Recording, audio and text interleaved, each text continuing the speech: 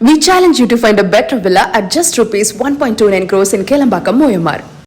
மதுரை மத்திய தொகுதி குறித்து பேசிய சட்டமன்ற உறுப்பினர் முஸ்தபா, கடந்த ஆட்சியில் திமுக அமைச்சர்கள் மக்களுக்கு செய்த பணிகளுக்கு தேர்தலில் மக்கள் தீர்ப்பு வழங்கியுள்ளதாக தெரிவித்தார். ஆட்சி பொறுப்பு ஏற்று 105 நாள் ஆயிடுச்சு. கடந்த ஆட்சியாளர்கள் இங்க மதுரை மத்தியில பாத்தீங்கன்னா தொடர்ச்சியாக மதுரை மாவட்டத்துல 2 சாணக்கியர்கள் இருந்தாங்க பேசப்பட்டது. ஒன்னு மூர்த்தினாங்க, ஒன்னு பிடிஆர் அப்படின்னாங்க. அவங்க மதுரை மத்திக்கு குறிப்பாக மதுரை மக்களுக்கு நல்லது செய்திருந்தால் மதுரை மக்கள் வேரோட மண்ணோடையும் பிடுங்கி வீசிருக்க மாட்டாங்க. இன்னைக்கு அமெரிக்கா ஒருத்தர் ஓடிட்டார், ஒருத்தர் வீட்டுல தூங்கிட்டு இருக்கிறார். அப்போ மதுரை மக்களுக்கு அவங்க என்ன செஞ்சாங்க என்பது எலெக்ஷன்ல மக்கள் மன்றத்துல மக்கள் தீர்ப்பே மகேஸ்வரன் தீர்ப்பே நீங்க ப்ரூஃப் ஆயிருக்கு. ஏன்னா தொடர்ச்சியாகவே கடந்த காலத்துல இவங்க பண்ண ஊழல் என்ன, இவங்க பண்ண லஞ்சம் என்ன, லாவணியம் என்ன. நேற்று இந்து அறநிலையத்துறை எக்ஸ் மினிஸ்டர் பேசுறார், சிவன் சொத்து கொலநாசம் சொல்லி. சிவன் சொத்து கொலநாசம் தான். சிவன் சொத்தை கொள்ளடித்ததுனால சிவன் யார் எங்களுக்கு தெரியும்ல.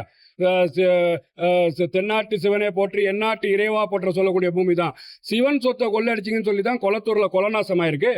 கொஞ்சம் மிஸ் ஆயிருக்கு. இன்னைக்கு வரலாறு மாறி இருக்கும்.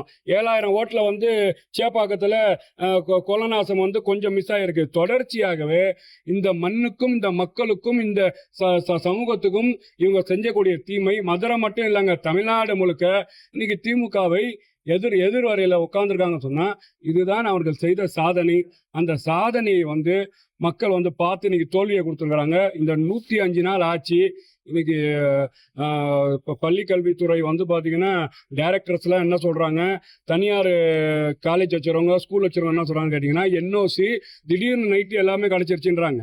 அப்போ உண்மையாகவே கரப்ஷன் இல்லாத கமிஷன் இல்லாத ஆட்சியை, ஊழலற்ற ஆட்சியை தமிழ்நாட்டோட முதலமைச்சர் எங்கள் வெற்றி தளபதி நடத்தி கொண்டிருக்கிறார்கள் தான் நியாசமான உண்மை.